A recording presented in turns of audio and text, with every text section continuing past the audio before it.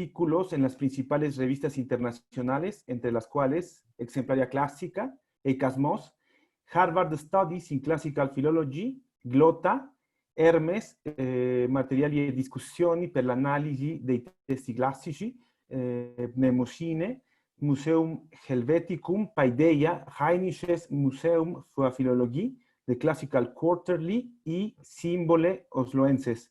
Y es autor, entre otras obras, de Ovidio, Obra Amatoria 3, Remedios de Amor, Cremas para la cara de la mujer, con Antonio Ramírez de Verger y Francisco Socas, Madrid, Consejo Superior de Investigaciones Científicas, colección Alma Mater, 1998, Virgilio Eneida, con Juan Antonio Esteves, Miriam Librán y Antonio Ramírez de Verger, Madrid, Consejo Superior de Investigaciones Científicas, colección Alma Mater, volúmenes 1-4, 2009-2011. De esta última obra, el profesor Luis tuvo la generosidad de regalar una copia a nuestro seminario, así que aprovecho para agradecerle aquí nuevamente. Y Book 13th of Ovid's Metamorphosis, a Textual Commentary, Berlín, de Gruyter, 2018. Finalmente, el profesor Luis es uno de los investigadores principales del grupo de investigación Nicolaus Heinsius, que estudia los manuscritos ovidianos y en el que se preparan diversos trabajos sobre crítica textual, ediciones críticas y comentarios textuales.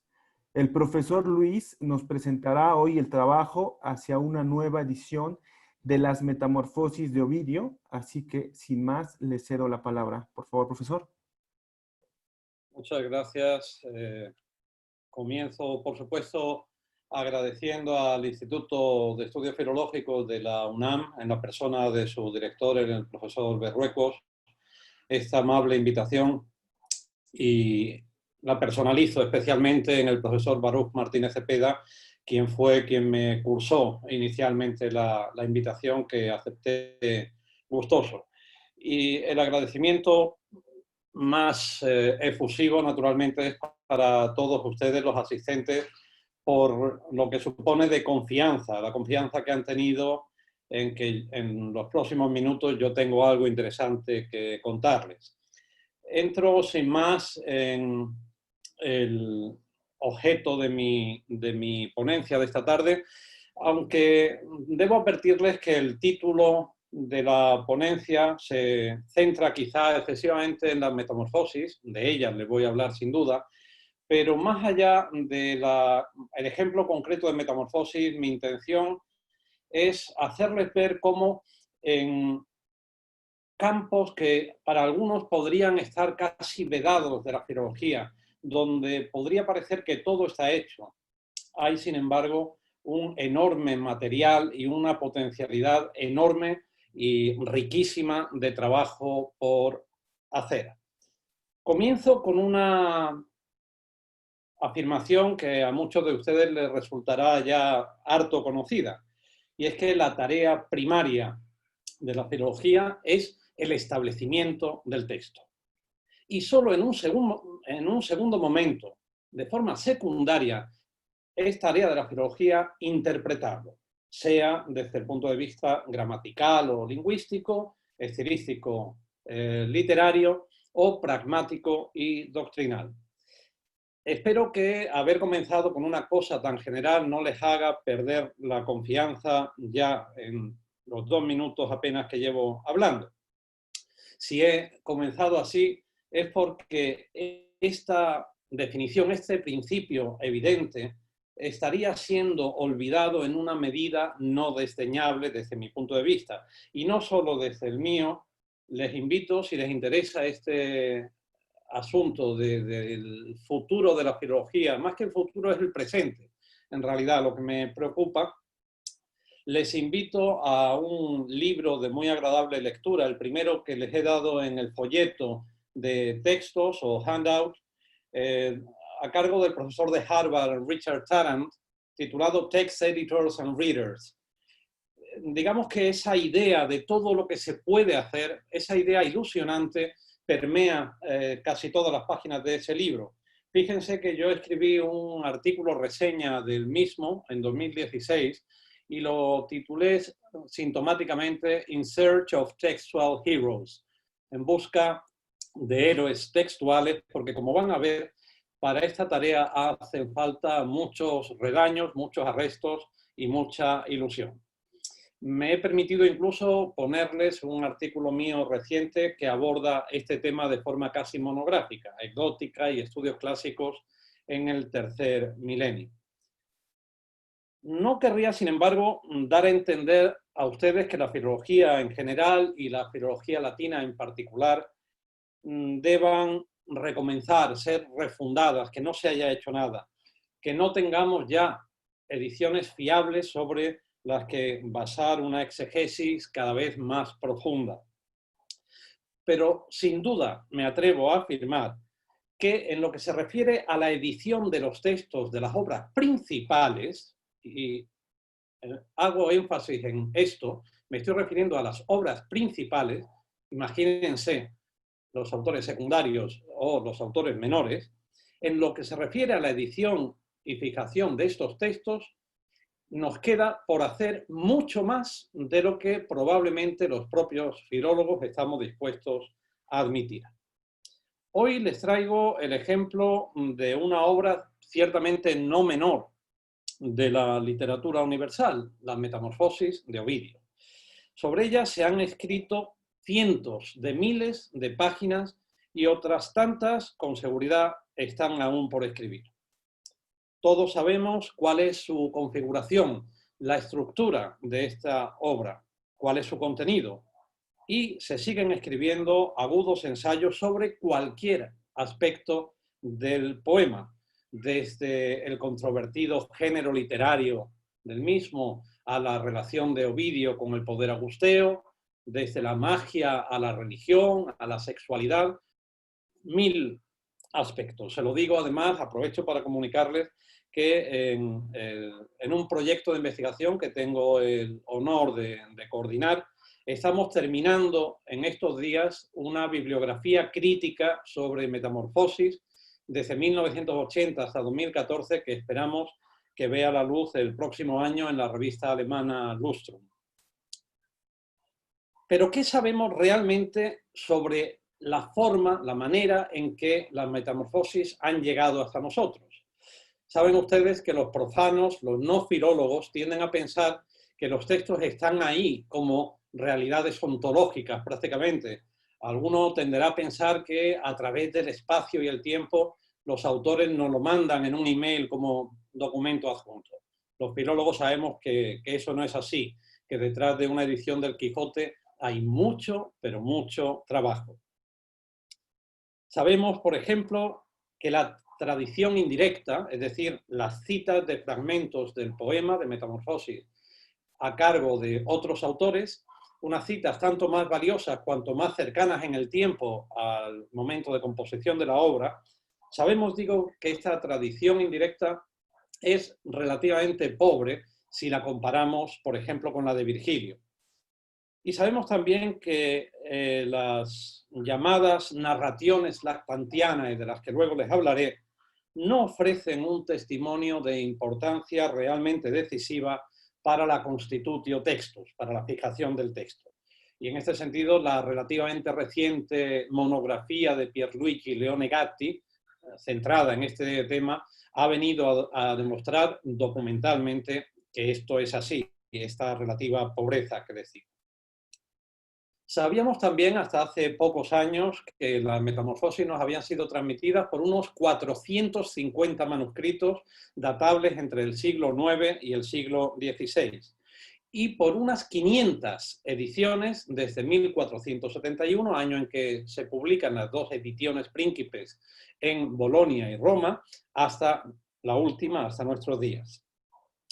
A estos números, a estas cifras ya de por sí exorbitantes, hay que añadir la selva de estudios críticos que desde el Renacimiento a nuestros días tratan de iluminar muchos pasajes que todavía ofrecen, presentan dificultades o signos evidentes de corrupción en la transmisión. Pero comencemos por los manuscritos. Tienen algunos datos ya en la primera página.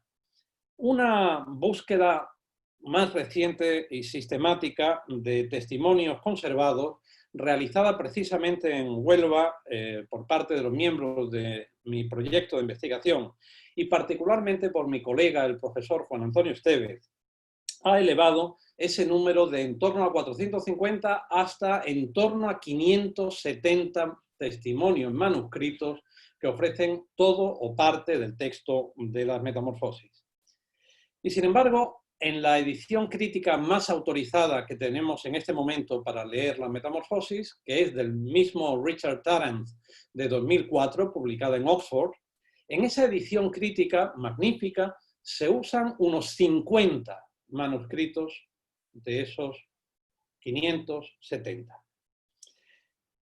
De hecho, las ediciones que tienen un apoyo, un sustrato manuscrito más amplio, siguen siendo las que publicó en el siglo XVII el sabio holandés Nicolaus Heinsius, que da nombre a nuestro proyecto. Una primera en 1652 y una segunda edición corregida, aumentada, con cambios en el texto y sobre todo enriquecida con el añadido de notas del propio Heinsius, notas textuales, sobre las que les voy a hablar enseguida. O bien tenemos que acudir a la edición que publicó en Ámsterdam en 1727 Peter Burman, porque se basa en el texto de Heinsius con eventuales divergencias y lo acompaña de notas de distintos filólogos y entre ellas del propio Heinsius, aunque enriquecidas y aumentadas respecto de la edición de 1659 de Heinsius. Como comprenderán, este aparato de la edición de Burman se ha convertido en un auténtico tesoro para el crítico del texto ovidiano hoy día. Pues bien, en sus continuos viajes por toda Europa como diplomático al servicio de la reina Cristina de Suecia, Nicolaus Heinsius pudo colacionar personalmente o a través de conocidos y amigos a los que encargaba tal tarea, más de 100 manuscritos. Más de 100 manuscritos. Por eso digo, sus ediciones son las que tienen un mayor apoyo. Estas colaciones, habitualmente escritas sobre una edición del poema de la época, a esas colaciones es a las que nosotros hoy llamamos manuscritos heinsianos, a las ediciones anotadas, vienen acompañadas de valiosísimas notas textuales, propuestas de lectura, paralelos, referencias a otras obras, luego les daré una muestra. Notas que solamente de forma selectiva aparecieron en las ediciones impresas. Eso no cabía directamente en una edición impresa. Para otras notas no publicadas por el mismo Heinsius ni en la edición de Burman, tenemos que acudir a los aparatos de la edición que publicara en Berlín en 1914 Hugo Magnus, quien colacionó de modo no exhaustivo algunos de los manuscritos heinsianos que están depositados en Berlín, o bien al trabajo benemérito de David Slater, aparecido en 1927, que colacionó algunos de los manuscritos heinsianos depositados en Oxford. Pero hay que recordar que ni Magnus ni Slater trataron de hacer una recensión exhaustiva, una lectura exhaustiva y sistemática de todas las notas de Heinsius. Editores posteriores del siglo XX y del siglo XXI, sabiendo del valor inmenso de esas notas de Heinsius, las citan a veces en sus aparatos críticos, pero no porque hayan ido a verlas en los manuscritos heinsianos, sino citando a través de la edición de Burman, de la de Magnus y de la de Slater. He aquí un trabajo, el de la edición, sistematización y comentario de las notas textuales de Heinsius, que aún está por hacer y que daría para varias tesis doctorales. Estoy hablando de las notas de Heinsius, pero podríamos decir lo mismo sobre las ediciones antiguas o modernas en las que han conocido el poema generaciones de lectores en los últimos 5 siglos y medio. Es obvio que no todas las ediciones tienen el mismo valor e incluso algunas de ellas no son ediciones críticas propiamente dichas. Pero también es obvio que el trabajo del actual editor del texto no se hace ex nihilo y que hay ediciones indispensables. A mí me parece de una necesaria pietas filológica, si me lo permiten, el rendir homenaje al menos a las siguientes. Y por cierto, entre la bibliografía que les doy junto al trabajo de referencia de Juan Antonio Esteves de 2013, que es, digamos, el más actualizado sobre los manuscritos de Metamorfosis, el trabajo de referencia sobre las ediciones es el de mi también colega y amigo y mentor, el profesor Antonio Ramírez de Verger, aparecido, como ven, en 2016. Entre las ediciones les he recogido pues, desde las dos ediciones príncipes, la de Bolonia y Roma, hasta la de Taran. Y verán que he subrayado algunas porque dentro de este grupo selecto de las mejores, me parecen las mejores de las mejores. La Princeps de Roma, por motivos que les diré más adelante, las dos de Heinsius y la de Burman, por lo que ya he dicho, las de Bach y Baumgarten-Crusius, por la riqueza crítica de sus notas, por el acumen de estos críticos, las dos segundas, sobre todo, de Merkel y Riese, porque son, en mi opinión, las primeras ediciones modernas. Fíjense que están escritas o publicadas en plena era lachmanniana. Son las primeras que incorporan ya el método semmático de Karl Lachmann y suponen un avance importante en la fijación del texto de Metamorfosis. La de Magnus es una edición que marcó un antes y un después, y la Editio Mayor de Ewald de 1915 en Teubener, pues también es el fruto de media vida dedicada al texto de Metamorfosis. Y observarán que he marcado con doble subrayado la edición de Taran y la segunda de Heinsius, porque dentro de este grupo de las mejores son las dos mejores, en mi opinión. Son las dos ediciones más importantes de que disponemos hoy día para el texto de Metamorfosis. A este listado ya de por sí amplio hay que añadir, por supuesto, un largo número de parerga o trabajos complementarios que, con títulos como Adversaria, Observaciones, Castigaciones, hasta los más modernos comentarios, nos han transmitido informaciones valiosísimas y propuestas de lectura o conjeturas impagables. A este respecto, quiero recordar que muchas de esas propuestas de lectura, observaciones textuales, eran incluidas sobre todo en tiempos, digamos, en los siglos XVI, XVII, eran incluidas por los filólogos en obras, comentarios a otros poemas de Ovidio o incluso a otros autores. Me viene a la cabeza el caso de Equifanius, que en un comentario y edición de Lucrecio hace innumerables propuestas de lectura de las Metamorfosis de Ovidio, a veces en el índice que cierra el volumen de Lucrecio, y el filólogo actual tiene que ir buscando por una parte y por otra esas valiosísimas propuestas textuales, lo que complica sobremanera nuestro trabajo, como pueden imaginar, ¿no? Entre los parergas más importantes centrados en la Metamorfosis en general, y dejo aparte comentarios a libros particulares, les he señalado ahí en la página 2 un listado desde las Castigaciones de Vivianus de 1522 hasta el magno proyecto auspiciado por la Fondación Lorenzo Valla, que ha publicado entre 2005 y 2015 un comentario a todos los libros de Metamorfosis realizado por profesores italianos y británicos. O bien, porque es el trabajo de toda una vida, el insustituible comentario de Franz Böhmer. Fíjense que publica el primer volumen en 1969 y el último póstumo en 2006.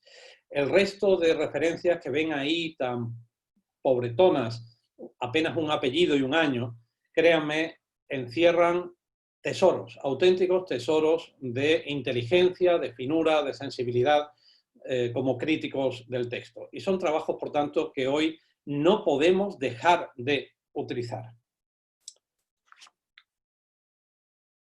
A todo ello, por cierto, recuerden que en la segunda mitad del siglo XIX nacen las primeras revistas científicas de filología clásica y, por tanto, estos parergas se trasladan, diríamos, al seno de esa revista. Muchas de las propuestas comienzan a aparecer con el formato más adecuado, más moderno, si quieren, de artículos críticos, que naturalmente aquí no me voy a molestar en listar para ustedes, pero que el crítico de hoy tiene que leer, por supuesto. Me permito recordarles, por último, algunos trabajos exegéticos, llamémosle generales, sobre distintos poetas, sobre varios poetas, o incluso sobre poetas y prosistas, que forman parte del bagaje cotidiano del crítico del texto. Y aquí les vuelvo a hacer una relación desde la Hecatostis Prima de Giacomo Costanzi Fanensis de 1508, o las observaciones de Samuel Petitus, o la obra de Capoferreus, las notas de Gronovius, las animadversiones de Badel son de una elegancia, de una finura. Yo sobre todo las aprecié en el caso de Virgilio, comenta Virgilio a Horacio, a Ovidio, a Lucano, o en fin, los Adversaria Crítica, Inscriptores Graecos et Latinos de Matvis, una de esas obras que merece el honor de ser citada simplemente con el artículo determinado por delante, ¿no? El Matvis, y todos sabemos a qué nos estamos refiriendo. Espero que a estas alturas hayan entrevisto que el trabajo es enorme. Y sin embargo hay que hacerlo de esta forma exhaustiva si de verdad queremos alcanzar el punto de certeza más máximo, más sólido posible para la fijación del texto. Porque el método de la cita indirecta, sin confirmación autóptica, comporta un riesgo evidente. Veamos un primer ejemplo. Los pasajes que les he dado en el folleto son todos, pertenecen al libro 13º, porque es aquel sobre el que yo he escrito el comentario textual. El cíclope Polifemo, y en tanto que cíclope ateo, naturalmente, enamorado de la ninfa Galatea, intenta seducirla, conquistarla, y entre las virtudes propias que enumera, le dice así: Aspicesim quantus non esto corpore major Jupiter in caelo, nam vos narrare soletis nescioquem regnare jovem, etc.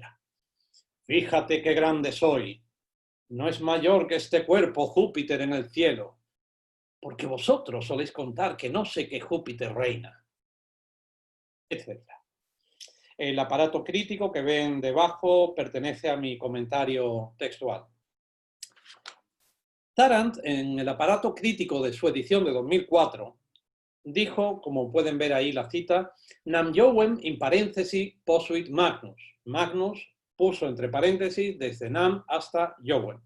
Pero esto no se corresponde con los hechos, dado que, como pueden ver en el aparato, los paréntesis están ya al menos en la primera edición aldina de 1502, en la segunda aldina de Naugerius de 1516, en las grifianas de Leiden del siglo XVI, en la de Bergman e incluso en la de Riese de 1872, antes de que Magnus lo mantuviera. Y son ediciones, algunas de ellas, que Tarrant, el mismo Tarrant, afirma explícitamente en la prefacio de su edición que él ha utilizado. En realidad, bueno, incluso en un caso infrecuente de unanimidad o de acuerdo masivo entre manuscritos, saben ustedes que los manuscritos, la puntuación en los manuscritos de esta época es del todo asistemática, hasta el punto de que no es fiable, no es relevante. Pues bien, desde el napolitano para acá, desde los más antiguos, marcan con un signo de puntuación delante de Nam, detrás de Jovem, indicando que entienden que ese texto es autónomo, es decir, que es un paréntesis. En realidad digo lo que Magnus había sugerido en el aparato crítico de su edición, y observen, en el texto él había mantenido el paréntesis como lo ven en mi texto, en el aparato crítico había lanzado sugerido la posibilidad, equivocada desde mi punto de vista, de adelantar el periodo parentético y abrirlo después de Júpiter. Como pueden leer, dice: In caelo regnare fortasse est coniungendum. Tal vez habría que vincular in caelo a regnare. Pero alguno de ustedes pensará, y no sin razón, que a fin de cuentas se trata de un error menor y que en todo caso no perjudica ni modifica el texto de Ovidio.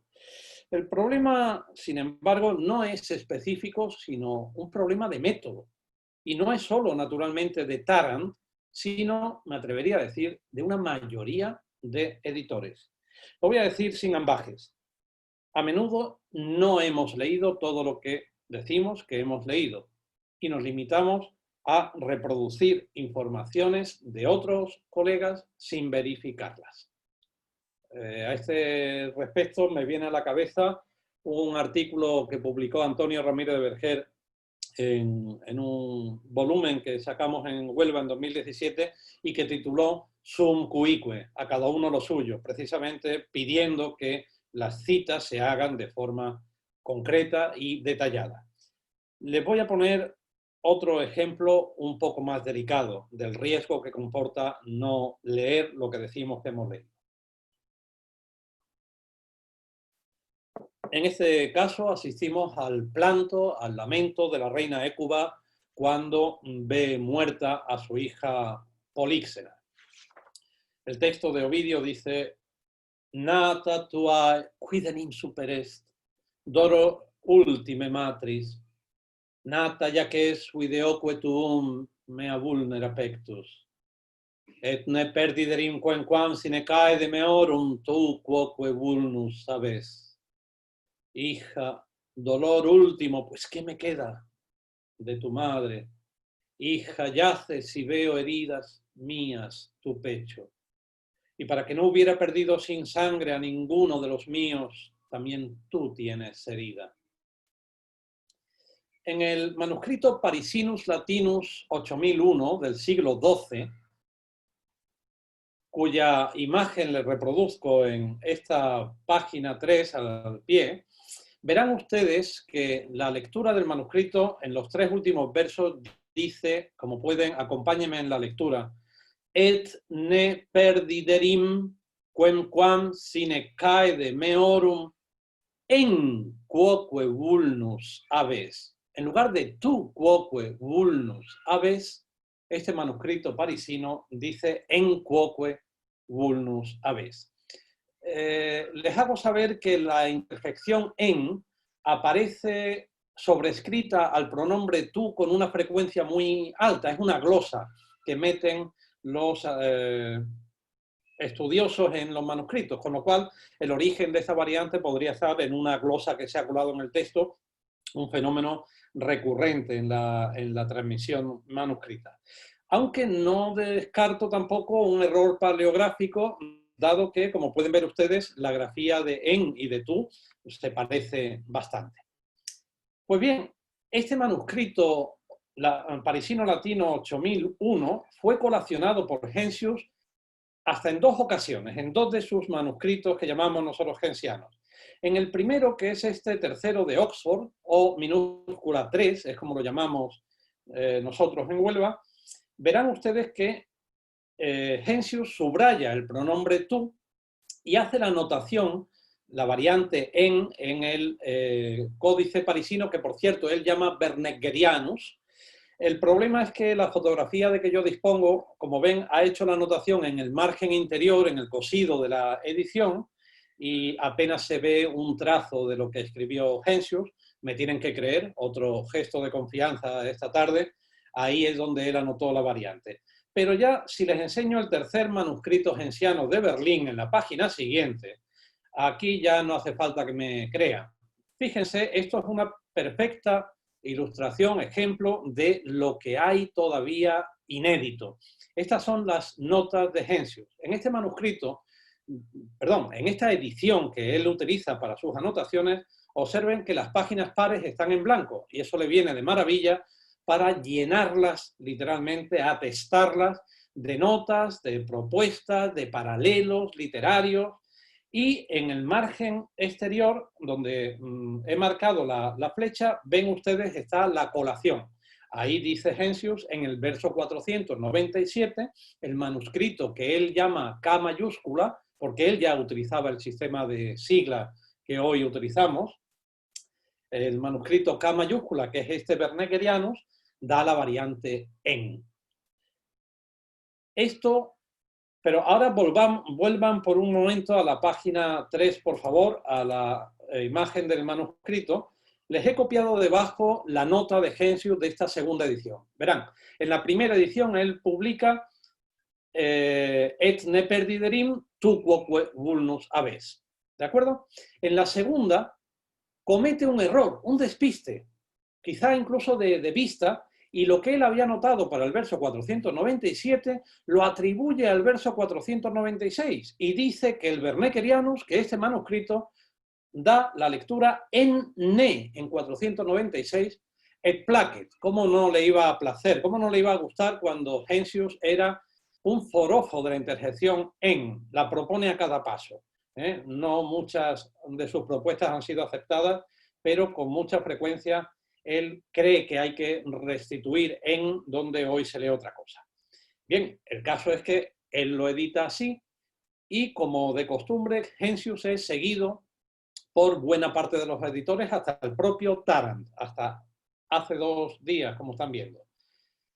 Otros no siguen esa propuesta, pero tanto los unos como los otros, hasta Tarrant, dicen en la información de su aparato que el manuscrito Parisinus Latinus 8001 da la lectura en ne. Se fían plenamente de la información de Heinsius, a pesar de que muchas de esas ediciones, en el conspectus de manuscritos que han utilizado, dicen haber colacionado. Tengan en cuenta que el Bernekerianus, este parisino, es uno de los 13 únicos manuscritos de que disponemos para el libro 13º de Metamorfosis. O lo que es lo mismo. ¿Qué implica esto? Que nadie, y digo nadie, desde mitad del siglo XVII, ha colacionado en realidad este pasaje del parisino. Dicen haberlo hecho, pero en el mejor de los casos, creo yo, habrán hecho calas. Y este pasaje no tocó. Es verdad, por lo demás, que no podemos seguir siempre empezando desde el inicio nuestros trabajos, ¿no? Que podemos e incluso debemos partir del trabajo de nuestros predecesores.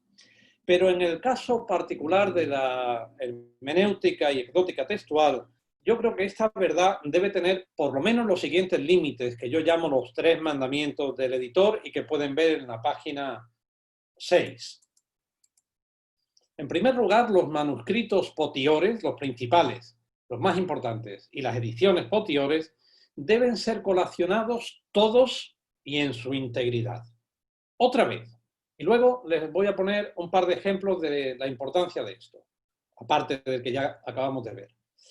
En segundo lugar, para cualquier manuscrito o edición que no sea directamente colacionado, se debe señalar explícitamente en qué colación se basa nuestro trabajo, para que nuestros lectores puedan acudir a la fuente de donde nosotros hemos bebido, que es legítimo que nosotros bebamos y que no colacionemos todo porque no da tiempo.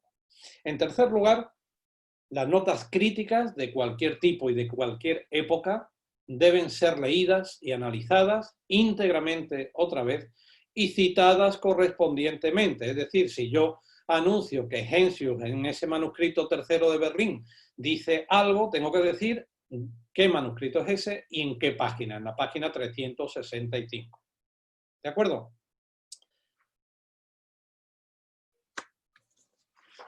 Esta es la convicción que nos empujó en Huelva, y justo es reconocerlo, empujó al profesor Antonio Ramírez de Berger, que fue el gran impulsor de este proyecto, a volcarnos en los comentarios crítico-textuales de las Metamorfosis.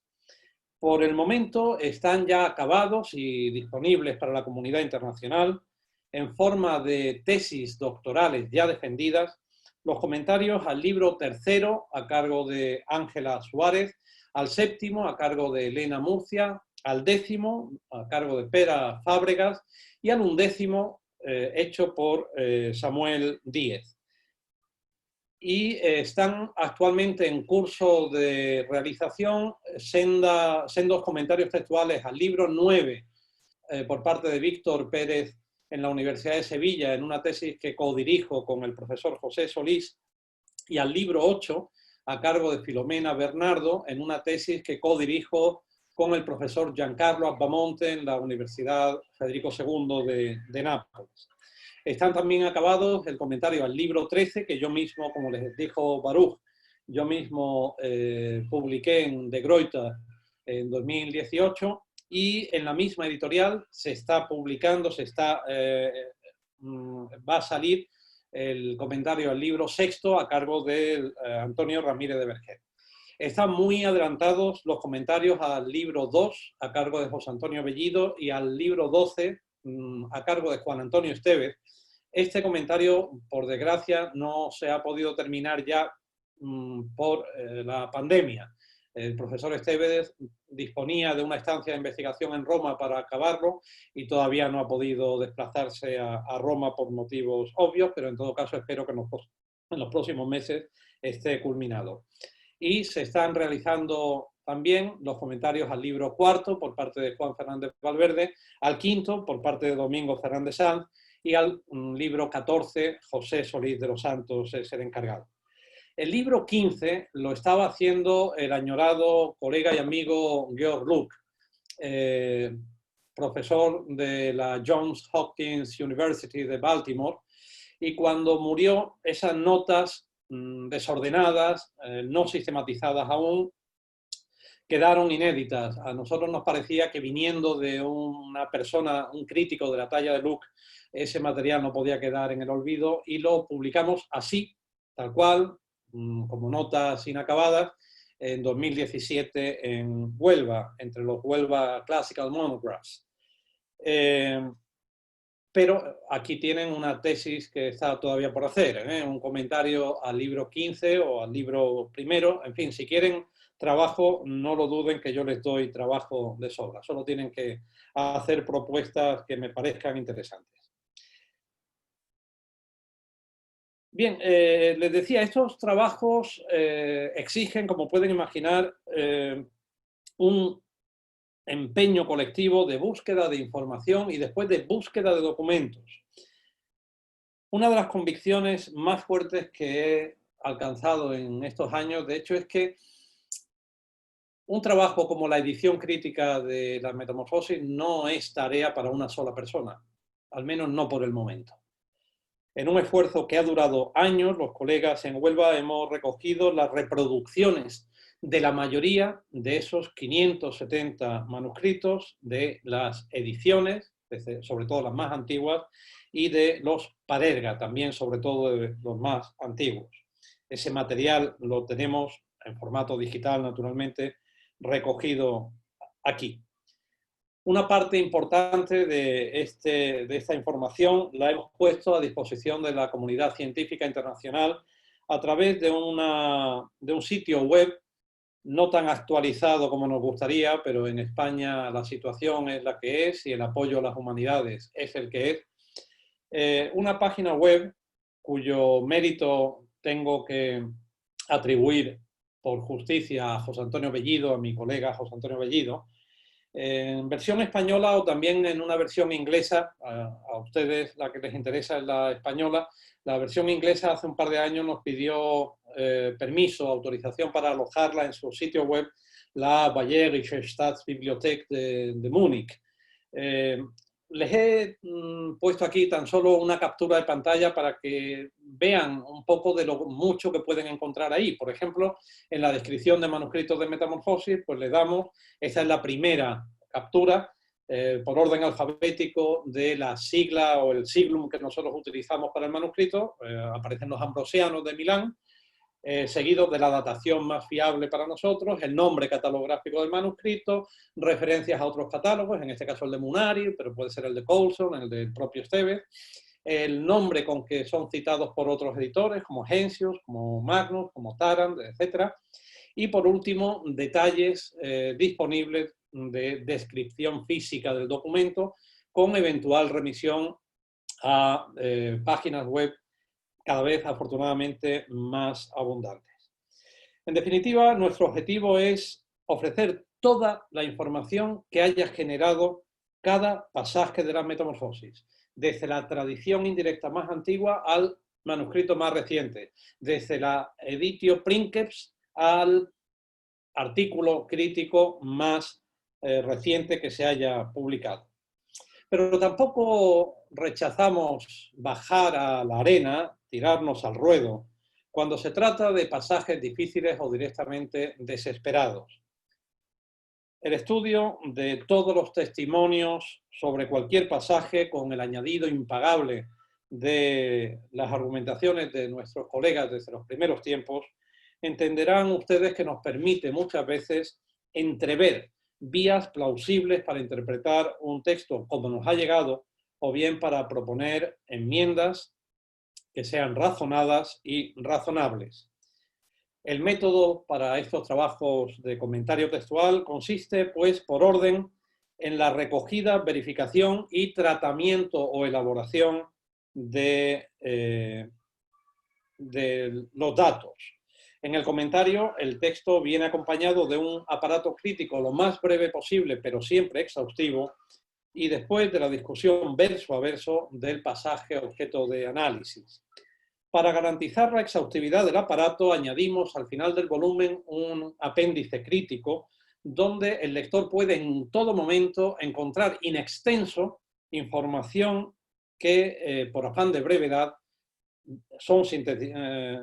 es sintetizada en el aparato con referencias genéricas del tipo, ¿qué digo yo? Códices Pauci, unos pocos manuscritos. Bueno, pues ahí aparecen cuáles son esos manuscritos, ya que en un aparato crítico no cabe. Y a este último respecto, quiero añadir una consideración metodológica de larga controversia en el mundo de la ecdótica, sobre todo la que ha enfrentado a los defensores de los aparatos críticos minimalistas, fundamentalmente la escuela anglosajona, y los maximalistas, la escuela germánica. Con vistas, también aprovecho quizá como primicia para contarles a ustedes que en este momento estamos tratando con la biblioteca Teubneriana en Alemania la posibilidad de sacar esa nueva edición crítica de la Metamorfosis, y nuestra propuesta implica hacerla al menos entre tres, entre tres colegas, Antonio Ramírez de Verger, Juan Antonio Esteves y yo mismo, y en un periodo, en un plazo no menor de 10 años. Es decir, proponemos 30 años de trabajo. Pues bien, con vistas a esa futura edición crítica, donde el aparato tendrá que ser minimalista, selectivo en la medida de lo posible, solo de esta manera, solo con esos apéndices críticos y comentarios textuales previos, se pueden redactar aparatos críticos minimalistas que de verdad sean fiables. Y digo esto, si entre ustedes hay algún defensor de la escuela anglosajona, estaré encantado de discutir con ustedes al final de mi intervención. No querría acabar mis consideraciones sin hablarles un poco de los manuscritos de Metamorfosis. Como dije al principio, y les pido que vuelvan a la primera página del folleto, donde tienen el elenco de manuscritos, los testimonios más antiguos datan ya del siglo IX, es decir, son unos 800 años posteriores a la composición del poema. Es decir, son muy tardíos si los comparamos de nuevo con los de Virgilio, para quien disponemos de manuscritos del siglo V, quizá incluso de finales del siglo IV. Por precisar un poco más, de los fragmenta antiquísima que aparecen ahí citados, que como ven son 5, solo 3 de ellos datan del siglo IX, mientras que el manuscrito V, el Vaticano Urbinaz 342, pertenece ya a mitad del siglo X. El Fragmentum Leodicense, con la sigla LE, lo conocemos solo a través de las citas que hace de él Heinsius, pero el documento no se nos ha conservado y por tanto no podemos saber cuál era su datación. En la misma situación se encontraba el Fragmentum Caesenás, el fragmento de Cesena, que estaba incluido en ese grupo, pero que yo tuve la fortuna de encontrar. de volver a encontrar este manuscrito, este fragmento perdido. Es verdad que fue una fortuna ayudada porque estaba colacionando otro manuscrito de Cesena. Ahí tienen el segundo ejemplo de por qué hay que colacionar los manuscritos. Leyendo un manuscrito de la misma biblioteca malatestiana de Cesena, me encontré con que estaba encastrado dentro de ese manuscrito el que Heinsius llamaba Fragmentum Caesenat. Es más, el fragmento que yo he encontrado contenía una parte de texto que no llegó a conocer Heinsius. Las peripecias un poco detectivescas de ese hallazgo mío las resumí en ese artículo de Classical Quarterly que tienen citado también al pie. Este fragmento de Cesena, el texto pertenece a la segunda mitad del siglo XII o primera mitad del XIII, y de ahí que a partir de ahora haya que excluirlo, sacarlo de entre esos fragmenta antiquísima. Por lo que hace a los manuscritos antiquiores, los que nosotros llamamos un grupo gamma, como ven, hemos ordenado todo este inmenso material para poder citarlo de alguna forma, incluso en el apéndice crítico.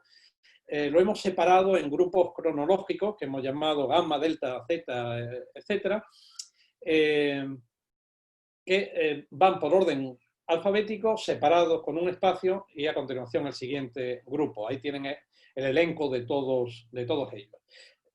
Por lo que se refiere, digo, al grupo gamma, tan solo 2 manuscritos, 2 londinienses, pertenecen al siglo X. Los otros 23 pertenecen ya a la segunda mitad al siglo XI o a la primera mitad del siglo XII.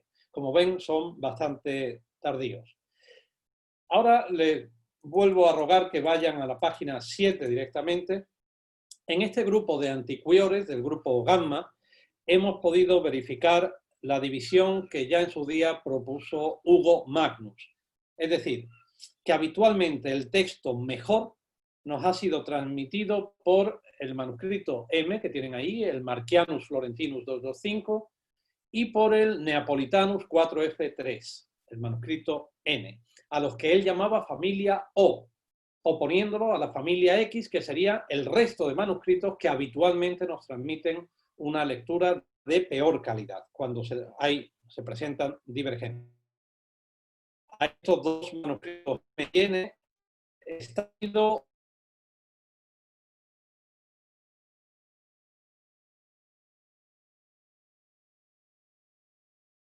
que el napolitano en grafía beneventana del tipo de Bari. Sobre él les hablaré enseguida. O al menos escasamente operativa la división entre manuscritos lactancianos y no lactancianos, con la cual habían venido operando los editores del texto de Metamorfosis, sin ir más lejos, los 2 últimos grandes editores, en Teubner, Anderson en el 82 y Tarrant en Oxford en 2004. Quiero decir con esto que sin duda podemos situar por un lado los manuscritos que nos han conservado de forma más o menos sistemática, las llamadas narraciones que en un tiempo se atribuyeron a Lactancio Plácido, autor de un comentario a Estacio. Y por otro lado podemos situar los manuscritos donde no hay trazas, no hay rastro de estas narraciones, estos textos introductorios. Pero eso en realidad no tiene una auténtica implicación en la constitución de sus respectivos textos. Es más, mi experiencia me lleva a creer que no hay lecturas a las que podamos aplicar netamente el calificativo de lactancianas o de no lactancianas. Siempre hay alguna hibridación.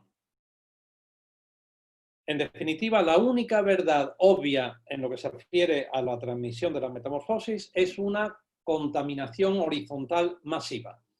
Una vez que hemos aceptado esta evidencia, se hace todavía más interesante identificar aquellos manuscritos requentiores más recientes que habrían podido pertenecer a una línea de transmisión o bien más antigua o derivada de un modelo mejor.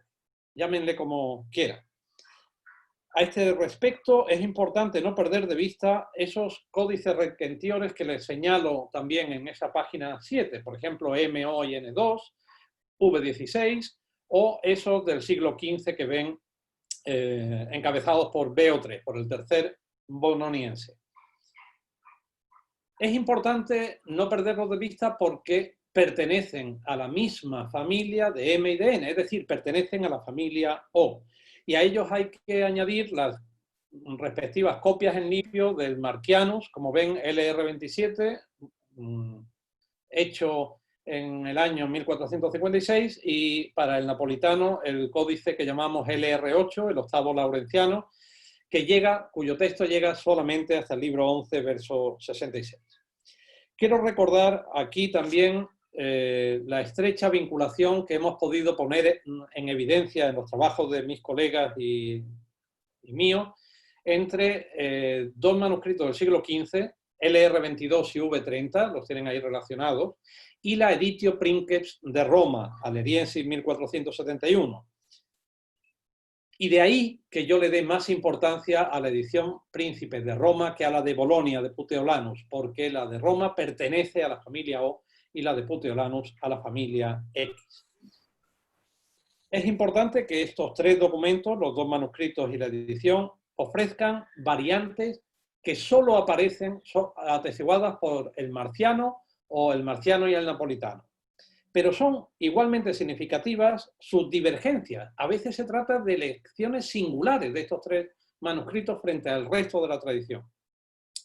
Porque esto parece indicar que el antígrafo, es decir, el ejemplar del que fueron copiados, pertenecía a la familia de M y N, pero no contenía el mismo texto que M y N. Es decir, era otra rama de la misma familia. Por lo que se refiere a la importancia de estos códices requentiores, debo confesarles que a estas alturas no tengo muchas esperanzas, sobre todo después de las pesquisas de Juan Antonio Estevez, no tengo muchas esperanzas de encontrar, digamos, traspapelado en una biblioteca un manuscrito antiquísimo con un valor incalculable. La verdad es que sería una sorpresa, ¿no? Pero sí tengo alguna esperanza de que podamos un día colacionar algunos de estos manuscritos del siglo XV, pongamos por caso, que hoy ya conocemos pero no hemos colacionado todavía, que hubiera sido copiado de un antígrafo de esas características, un ejemplar antiquísimo y de mucho valor que se hubiera podido destruir o perder, como con frecuencia ocurrió en el primer Rinascimento, ¿no? En el primer humanismo. Me parecen muy justas, pues, las palabras de Tarrant en su libro de 2016, cuando nos recuerda: "Every lectio requentior is potentially a lectio vetustior, for which an older witness happens not to survive." En definitiva, requentiores non nequesse deteriores. Dos palabras quiero decirles sobre la afinidad entre MN y V2, ese otro manuscrito copiado en la misma grafía del napolitano. Al menos a la altura del libro 13, yo he descubierto que en muchísimos pasajes se produce la siguiente situación. Una primera redacción, una primera lectura del napolitano coincide con la lectura del marciano, M igual a N. ¿De acuerdo? Y una corrección hecha en el napolitano por la misma manus prima, por la misma el mismo copista, coincide con V2. Habitualmente, en estos casos, la lectura válida es la primera del napolitano y la del marciano, y no la corrección del napolitano y de V2, del Urbinás. Y en todo caso, no me puedo parar en detalles ahora, pero hay que excluir cualquier tipo de relación directa de copia entre estos tres manuscritos. Ninguno es apógrafo, es copia de ninguno de los otros dos. Nos quedamos, por tanto, para las mejores lecturas, con el único testimonio de M y de N.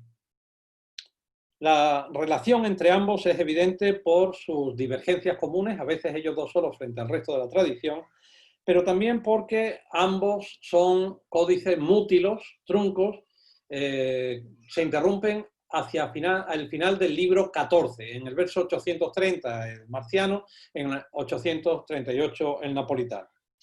También es muy significativo que en la composición inicial de ambos manuscritos falten dos largos fragmentos exactamente los mismos, del libro 8, versos 340 a 402, y del libro 13, versos 276 a 343. Como pueden imaginar, esto no es una casualidad. Pero el hecho de que en el marciano y no en el napolitano falte además un fragmento largo del libro 14, parece indicar que ambos son apógrafos, copias, no de un mismo y único antígrafo, sino de dos antígrafos, dos ejemplares diferentes, que tal vez ellos sí fueran apógrafos, copias de un único y mismo ejemplar. Hasta ahí es hasta donde yo puedo llegar en el nivel de certeza para hacer un stemma, un árbol genealógico de estos manuscritos. Y por último, aunque se trata de una hipótesis que tiene que ser o confirmada o descartada por los comentarios a los demás libros que están haciendo mis colegas, yo tiendo a creer que la primera redacción del napolitano reproduce una versión del texto más antigua que la del marciano. De hecho, algunas de las lecturas singulares o casi singulares del marciano, M es el manuscrito que en más ocasiones se aparta de todos los demás. Algunas de esas lecturas singulares se pueden explicar a través de las lecturas del napolitano y generalmente como un error del marciano. En definitiva, yo creo que el mejor testimonio manuscrito que hemos conservado de la Metamorfosis de Ovidio es el manuscrito napolitano y no el florentino marciano, como habían creído hasta ahora la mayoría de los editores y de forma singular Rudolf Merkel, en su segunda edición de 1875. A este respecto, me parece de justicia recordar la advertencia que ya hacía en 1982 Anderson en su edición toibneriana sobre la calidad de M. La tienen también ahí en la página 7. Bonus non optimus est, nam plurimis erroribus et lectionibus dubis deformatus, suspicionem movet, ubicunque lectionem unicam exhibet. Es bueno, no el mejor, pues deturpado por incontables errores y lecciones dudosas, mueve a sospecha cada vez que ofrece una variante singular, una lección única. Les pongo para acabar un par de ejemplos. En el verso 762 es Galatea la que cuenta a Escila, mientras ésta la peina, cómo ese Polifemo se ha enamorado perdidamente de ella. Y dice así, refiriéndose a él: Quid sit amor sentit nostrique cupidine captus, uritur oblitus pecoruantrorumque suorum. Siente que es el amor y atrapado de deseo hacia mí, literalmente hacia nos, se abraza olvidado de sus ganados y cuevas. Pues bien, aunque la vulgata, la parádosis generalizada, la lectura general de este verso es la que les doy aquí, nostrique cupidine captus, el manuscrito M y unos pocos requentiores que pueden ver ustedes en el aparato crítico se separan y dan la variante validaque, es decir, atrapado por sólida, por fuerte pasión, por fuerte deseo. Yo les reconozco que desde un principio no me gustó, no me convencía eso de válida cupidine, ¿no? Una pasión robusta, pasión sólida, me parecía prosaico. Pero no tenía muchos argumentos para rechazarlo. Sin embargo, con el tiempo he llegado a la conclusión. Con el tiempo, y este sería el tercer ejemplo, leyendo, colacionando de nuevo el manuscrito de Nápoles, que ya había colacionado Giese en 1872. Es más, esto fue durante mi segunda colación de ese códice in situ en Nápoles, cuando me di cuenta de lo que les voy a contar a continuación. Creo que es un error paleográfico. Puede que les sorprenda que de nostri se pueda uno equivocar y escribir válida. Intentaré convencerles. Válida, en todo caso, es la lectura que adoptó Giese en 1872 y desde entonces hasta acá pues es como una lectura, si me lo permiten, de moda. Vean Esta ilustración que tienen ahí es una página del Napolitano. Les he dado también el enlace por si quieren entrar. Es una magnífica reproducción en color de altísima calidad. Es un placer leerlo ahí. Y esta es la grafía beneventana del tipo de Bari de que les hablaba. Los dos últimos versos son los que nos ocupan. Y vean ustedes que se lee quid sit amor. Observen que la T y la A en esta grafía son prácticamente idénticas. Y ambas se parecen muchísimo a una alfa minúscula del alfabeto griego. Sigan leyendo conmigo. Quid sit amor sensit. No da el perfecto. Vean que otro copista ha sobrescrito interlíneas la variante sentit, correcta. Y ahora olvídense de la letra que está escrita en el espacio intercalar que debía seguir a la palabra sensit. Y observen que la O está escrita sobre lo que fue una U. Continúa una T como la de sit y la ligatura de R e I. Es decir, el napolitano en primer lugar daba utrique.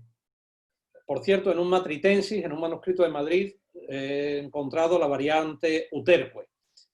El copista se da cuenta de que eso no da sentido, utrique cupidine cactus, y lo corrige introduciendo una N en el espacio disponible, trazando una O sobre la U y volando una S.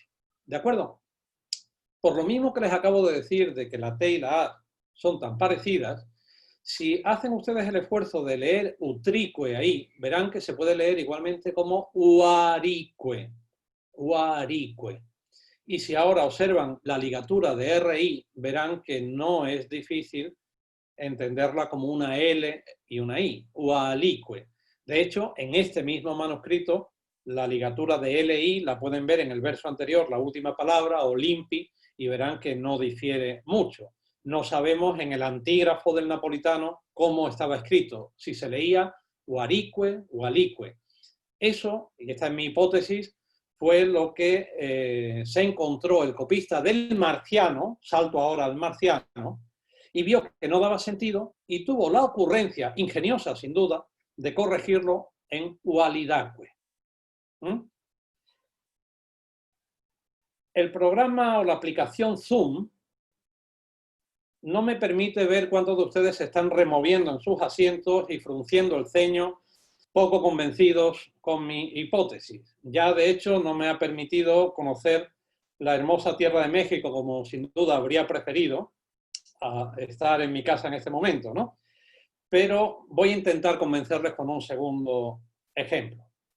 Cuando Polifemo enumera las características de su amada, buenas y no tan buenas, entre ellas dice laudato pavone superbior, acrior igni, más soberbia que pavo piropeado, más vehemente que fuego. La lectura, la parádosis de todos los manuscritos es pavone. Sin embargo, en este caso, vean el aparato M y su copia en limpio LR27 y tan solo el tercer bononiense, el tercer manuscrito de Bolonia, también del siglo XV, se apartan de toda la tradición y nos dan un absurdo pitone. Una referencia aquí a Pitón, a la mítica serpiente de Delfos, no tiene ningún sentido, hasta el punto de que ni siquiera el mismísimo Merkel se atrevió a poner esta lectura de M en su texto, ¿no? Pues bien, qué sintomático que si volvemos al manuscrito de Nápoles, vemos que había algo equivocado en el antígrafo, en el ejemplar del que copiaba el copista del napolitano, porque nos escribe paone. Y una segunda mano, otro copista se da cuenta del error y vuela, como ven ustedes, mete ahí una cuña y vuela la U que falta. ¿De acuerdo? ¿Lo ven? Ahora les vuelvo a pedir que hagan el mismo esfuerzo de antes. La A se puede leer como T, luego ahí el copista del marciano entendió, leyó ptone, y de ahí procede el pitone absurdo que leemos hoy en el manuscrito de Florencia, en el Mediceo de Florencia. Espero que este ejemplo les haya servido para valorar la importancia de colacionar si uno de ustedes vuelve a tratar o a editar el libro 13, yo le animo a que vuelva a hacer la colación que yo mismo he hecho, porque seguro que encuentra algo que a mí se me ha escapado. Para los demás manuscritos, solamente hemos podido identificar esporádicas interdependencias que yo he recogido en la introducción a mi comentario. Y esto significa que en muchísimos casos, cuando nos encontramos con variantes, lecciones divergentes, habitualmente dos, a veces más, pero que todas ellas son válidas. Es decir, cuando nos falta una variante claramente superior, el filólogo debe afrontar el problema con las armas de la filología. Ya saben ustedes, el usus scribendi de Ovidio, argumentos gramaticales, métricos, estilísticos, retóricos, pragmáticos, doctrinales, históricos, todo lo que conlleva el ejercicio de la filología, y sobre todo con el arma más potente de que disponemos, que es, y seguirá siendo siempre, el sentido común. Termino porque antes les decía que no rehusábamos bajar al ruedo cuando había que pelear por pasajes problemáticos. En la última página les hago relación de los artículos que yo mismo he publicado sobre pasajes problemáticos del libro 13 de Metamorfosis. Observarán que algunos de ellos tratan sobre varios pasajes. El penúltimo, Marginalia Crítica, aborda, creo recordar, 10 pasajes, solo él. Verán, entre las dificultades textuales yo les señalaría 3 tipos.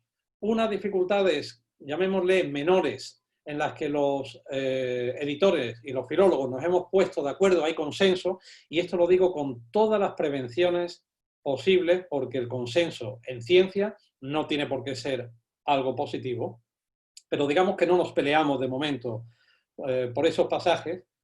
Otros pasajes directamente desesperados que yo he recogido en mi comentario, enumerando todos los problemas objetivos que presenta el texto, las distintas propuestas de lectura que se han hecho a lo largo de los siglos, y llego a la conclusión de que no sé cómo leer ese texto, y lo dejo para alguno de ustedes, alguien que traiga más, una mente más iluminada y pueda dar con esa tecla. Y después otra serie de pasajes para los que me atrevo a hacer una propuesta, bien coincidente con la que ya hiciera otro colega antes que yo, defendiéndola con nuevos argumentos, o bien, en algunos casos, haciendo mi propia propuesta. Pues bien, de estos últimos pasajes, yo he identificado en el libro 13 40. Vean, la edición, como les vengo diciendo, que me parece más fiable es la de Taran, y mi texto se aparta del de Taran al menos en 43 lugares. Si hacen ustedes la extrapolación a los 15 libros de Metamorfosis, nos da la friolera de 600 pasajes dudosos. Al menos 600 pasajes dudosos en el texto de una obra cumbre de la literatura universal. Como saben, la filología nació en Alejandría para fijar el texto del gran Homero. Todavía hoy, nuestros colegas homeristas siguen intentando poner luz, arrojar luz sobre muchos pasajes de la obra de Homero que no están claros. ¿Qué no ocurrirá, por tanto, con los epígonos y humildes sucesores de Homero, entre los que se encuentra Ovidio? Yo les invito a no dejarse seducir por algunos cantos de sirena que nos venden como moderno lo que es simplemente reciente, y no es lo mismo, y a ver en el mundo de la ecdótica una vía de regeneración de la filología por vuelta a los orígenes. Hay un trabajo apasionante por hacer, y como dice el poeta catalán Miquel Martí Pol, tot està per fer y tot és possible. Todo está por hacer y todo es posible. Gracias a nuestros predecesores, naturalmente. Yo les animo, sobre todo a los más jóvenes, a sumarse a esta ilusión que algunos compartimos. Muchas gracias. Muy bien, pues muchísimas gracias, profesor Rivero, por esta magnífica y muy estimulante presentación. yo creo que habrá bastantes personas interesadas en hacer alguna pregunta, entonces vamos a entrar a la sesión de comentarios y preguntas, y veo que el profesor Néstor Manríquez y después Baruch ya tienen alzada la mano, entonces voy por orden anotándolos aquí. Adelante, Néstor, te escuchamos. Muchas gracias. Bueno, primero quiero agradecer mucho al profesor Luis Rivero por la conferencia que nos impartió, sobre todo para aprender un montón de cosas que normalmente nosotros no tenemos muy accesibles aquí en México. Y pues me sorprende mucho el trabajo que han llevado a cabo, que la verdad es muy complicado, sobre todo con una obra tan grande como Las Metamorfosis, y agradezco también los links que nos ha proporcionado para poder acceder a esto también. Y pues yo tengo una duda, pues más bien un tanto directa, sobre qué opina sobre justo lo que hablaba, la escuela anglosajona y el método, ¿no? Lo anoté para no hacerme un poco enredos en este tipo de cosas, pero bueno, lo que digo es, pienso que en el sistema que normalmente se adjudica a la edición llevada a cabo por Richard Tarrant, en ese proceso dual y ecléctico de revisión de manuscritos y la inclusión de conjeturas plausibles, que como él mismo advierte en su libro son conjeturas más que enmiendas, quiero saber si opina que podría ser un método más efectivo en un texto como Las Metamorfosis, donde no son abundantes los manuscritos carolingios o de antigüedad tardía, como sí sucede, por ejemplo, en el caso de Virgilio, y por lo cual habría mayor fiabilidad en estos manuscritos virgilianos, o en casos como en la obra de Propercio, donde la corrupción abundante obliga a que se planteen muchas más conjeturas, porque sin ellas sería una edición que prácticamente no se podría realizar. También hay casos excesivos como lo que hace Jardina en su edición de Propercio, que tampoco creo que deba de llegarse a esos excesos. Pero, ¿crees que esto pueda ser un punto que pueda marcar una forma diferente de editar un texto sobre otro?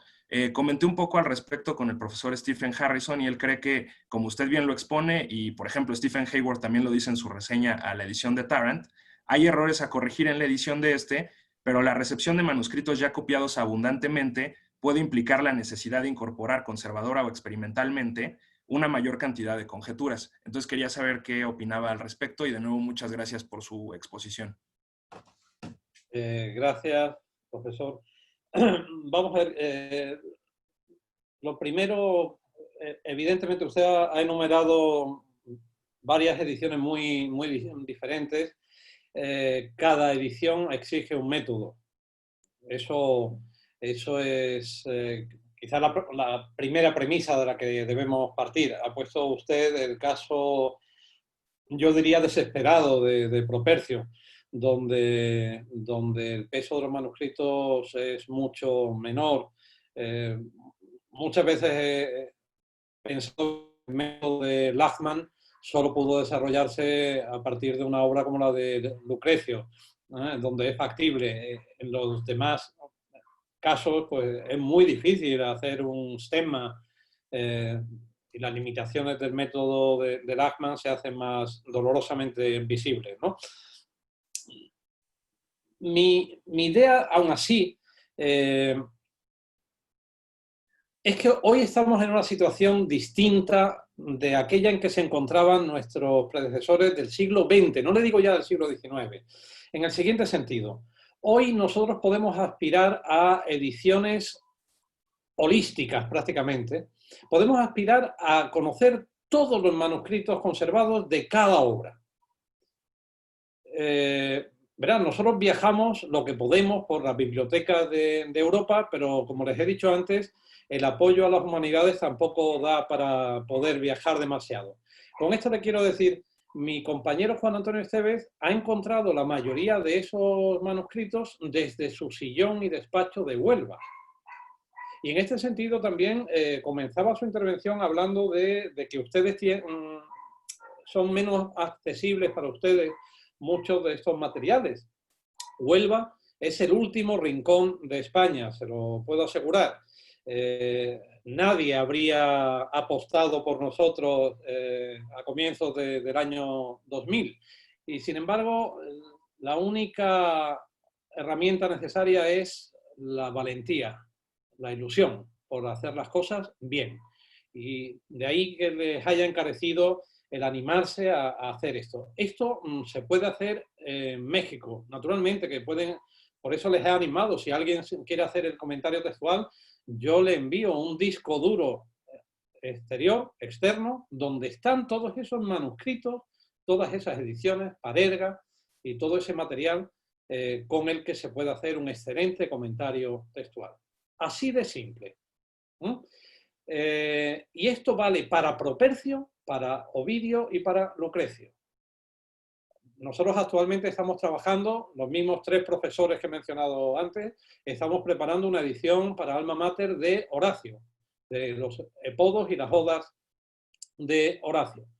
Hoy mismo, antes de la conferencia, yo estaba colacionando manuscritos de los epodos y lo hago aquí en mi casa, en el ordenador. Aquí puedo ampliar la imagen. Cuando tengo dudas, manuscritos importantes, me busco financiación y me voy a la biblioteca a verlo in situ, y de ahí salen cosas interesantes como las que les he comentado. Pero sin esos viajes también se hacen cosas muy interesantes. Podemos reunir todo ese material. Por lo menos sería interesante saber cuántos manuscritos de verdad tenemos de Propercio.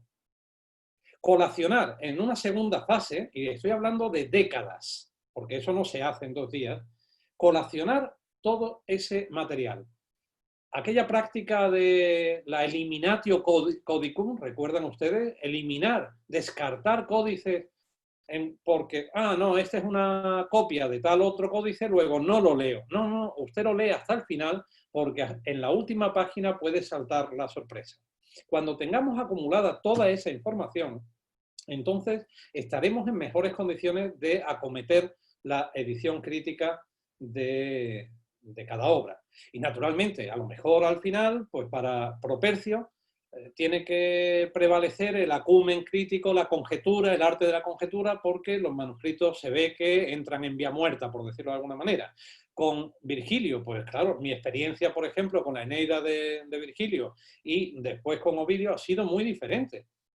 Llevarle la contraria a un códice que pudo estar en las manos del emperador Teodosio, hay que atarse mucho los machos para decir, no, ese manuscrito estaba equivocado, que podía estarlo. Al fin y al cabo habían pasado 400 años. Igual que hoy corregimos manuscritos, que digo yo, de Quevedo, ¿no? Cada editor, cada poema o cada obra, mejor dicho, tiene su método, el método de la crítica textual, pero hoy podemos conocer todo eso mucho mejor. Incluso yo en ese artículo de Liburna que les citaba al principio, llegaba a sugerir, y ya no es ficción de ciencia, una edición holográfica, una edición que pueda estar online y que simplemente pinchando en una palabra me aparezcan hasta las imágenes del manuscrito, como esta que yo les he puesto del napolitano. Eso ya es posible hoy. Es decir, que la edición sea al mismo tiempo un comentario, por ejemplo. Y en ese sentido pierden peso, creo, las distintas teorías de la edición sobre la edición de textos. Por escandalizar, les podría decir que yo no soy creyente, no me creo mucho la teoría sobre la edición de textos. Mi experiencia la he adquirido colacionando, editando, y así es como uno llega a sacar esas conclusiones, esas teorías. No sé si le he contestado a todo. Sí, totalmente. Creo que sí. Sí, le agradezco mucho por la respuesta. Muy bien, muchísimas gracias. Le doy la palabra entonces a Baruch primero y luego a Aldo. Te escuchamos, Baruch.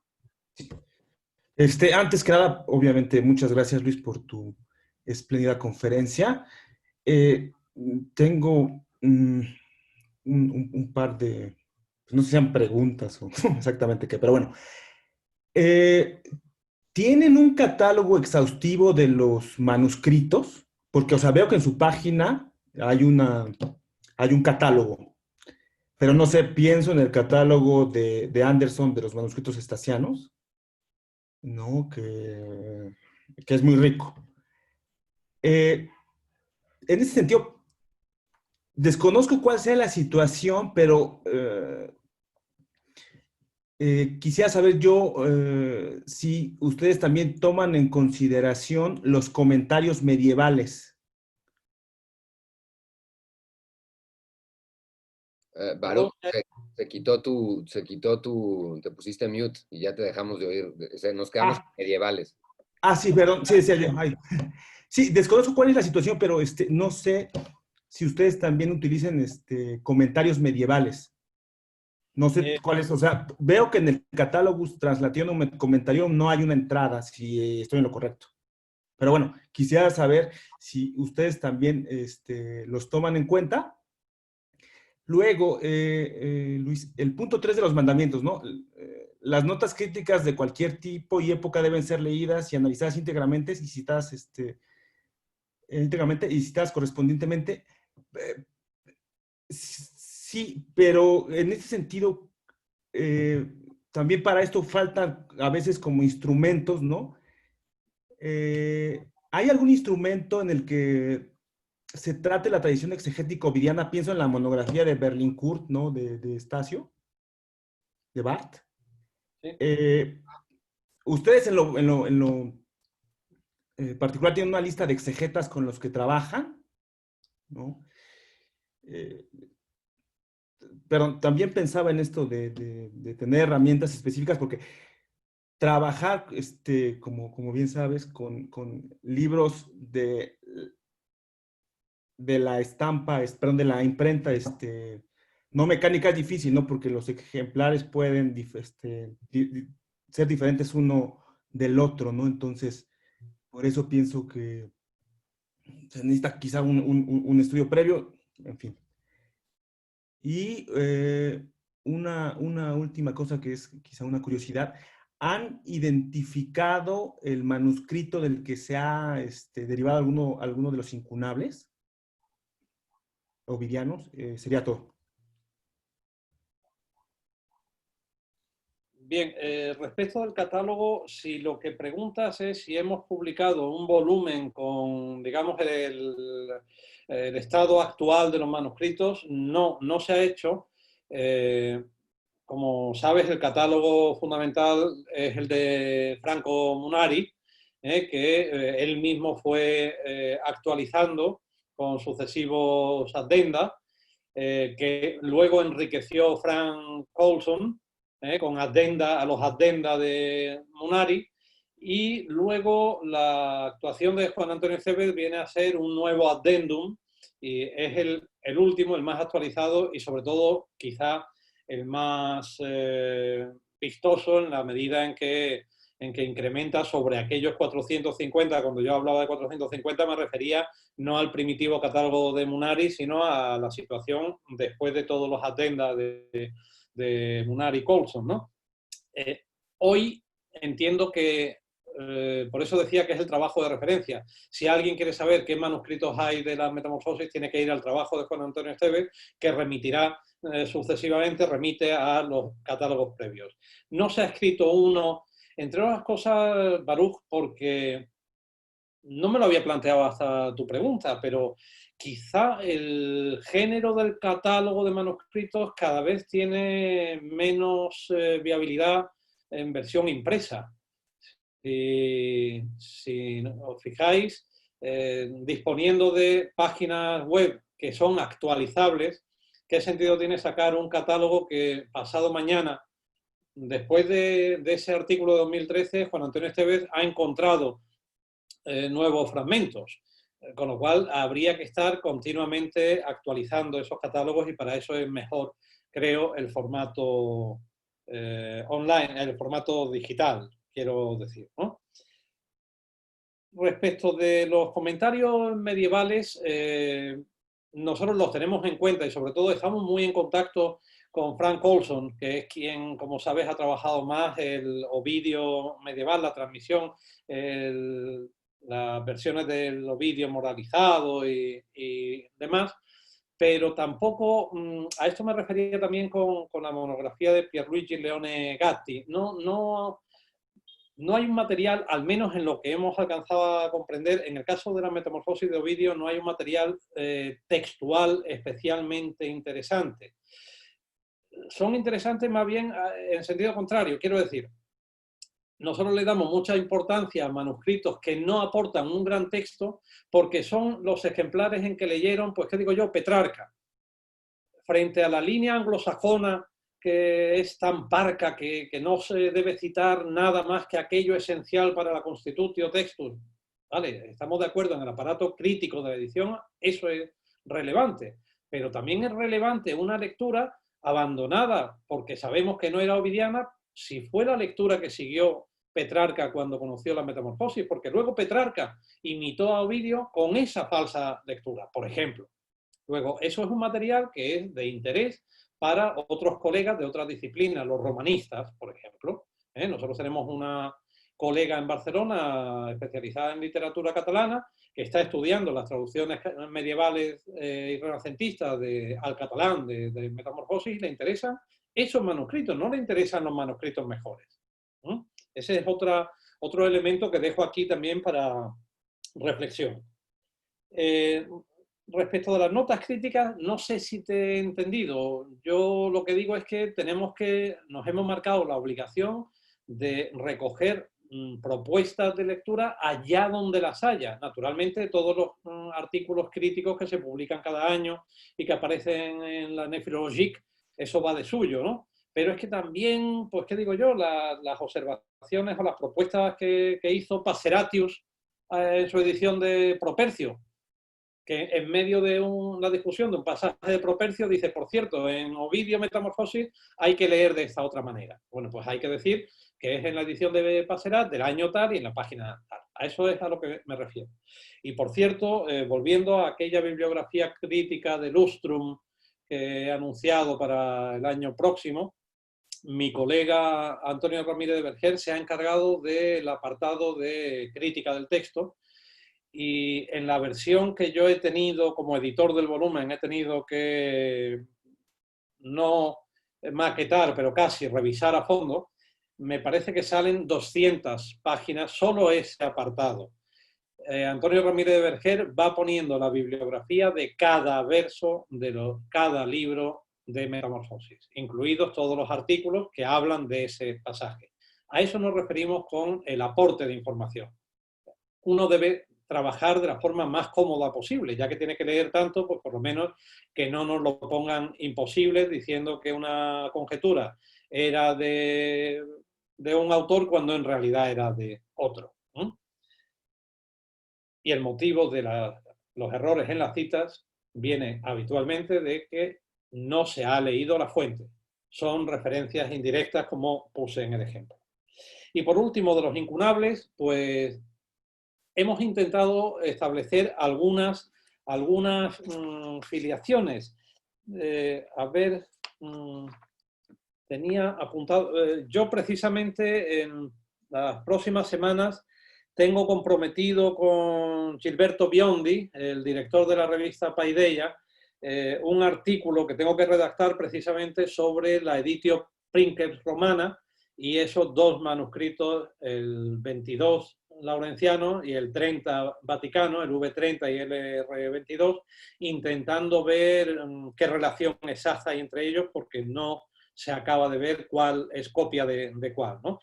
Ahí, sí, esa noticia la puedo dar. Y también estaba leyendo entre el parisino 38, el que nosotros llamamos P38, y la edición de Calfurnius de 1474, ese otro incunable, hay una relación evidente, pero no está estudiada.